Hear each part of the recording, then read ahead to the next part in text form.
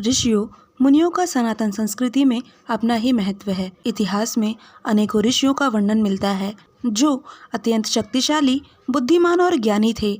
उन्होंने अपने विशेष ज्ञान से हमें संपन्न किया, फिर चाहे वे अर्थशास्त्र हो, चिकित्सा हो, विज्ञान हो, इन सभी में उनका विशेष योगदान रहा है। उन्होंने हमें धर्म व कर्म के विषय में बताया है।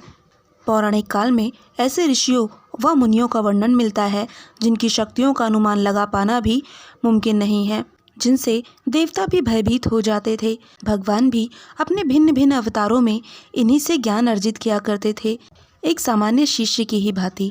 जैसे त्रेता युग में भगवान राम के गुरु महर्षि वशिष्ठ हों या द्वापर युग में भगवान श्री कृष्ण के गुरु ऋषि संदीपनी हों।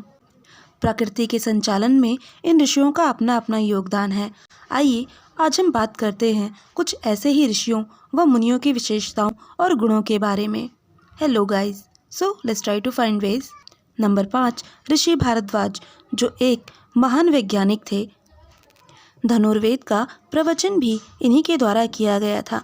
ऋषि भारद्वाज द्वारा यंत्र सर्वस्व नामक के ग्रंथ की रचना की गई और देवता इंद्र द्वारा इन्होंने अग्नि विद्या का ज्ञान प्राप्त किया था तथा उससे उन्होंने अमृत तत्व की प्राप्ति की।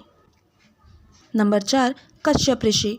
ऋषि कश्यप ब्रह्मा जी के मानस पुत्रों में से एक मरीचि के पुत्र थे। महर्षि कश्यप ऋषियों मुनियों में श्रेष्ठ माने जाते हैं। ऋषि कश्यप का आश्रम मेरु पर्वत पर था। उनकी कुल 17 पत्नियां थीं। इन पत्नियों से कई देवताओं, असुरों, नागों और कई अन्य पशु पक्षियों और प्राणियों का जन्म हुआ था। भगवान विष्णु का 5वां अवतार भी ऋषि कश्यप और उनकी पत्नी अदिति से हुआ था और कश्यप संहिता भी इन्होंने ही लिखी थी, जिनमें समस्त आयुर्वेद का ज्ञान है और शिल्पशास्त्र, जिसमें वास्तुकला और प्रतिमा विज्ञान का वर्णन मिलता है।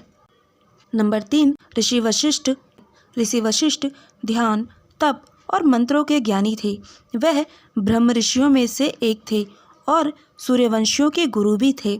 ऋषि वशिष्ठ को ब्रह्मदेव का मानस पुत्र भी कहा जाता है। ऋग्वेद में अनेकों मंत्रों और सप्त मंत्रों में भी इनका योगदान है। ऋषि वशिष्ठ भगवान श्री राम के कुलगुरु भी माने जाते हैं। नंबर 2, ऋषि अगस्त्य। ऋषि अगस्त्य एक वैदिक गुरु हैं।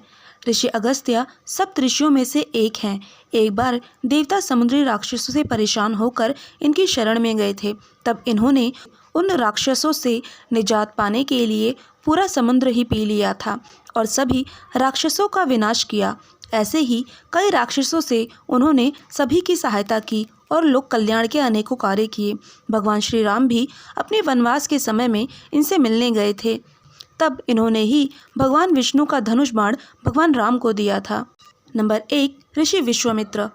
वह जन्म से एक क्षत्रिय थे, पर उन्होंने अपने गहन आध्यात्मिक ज्ञान तपस्या के माध्यम से ब्रह्म ऋषि की उपाधि प्राप्त की थी।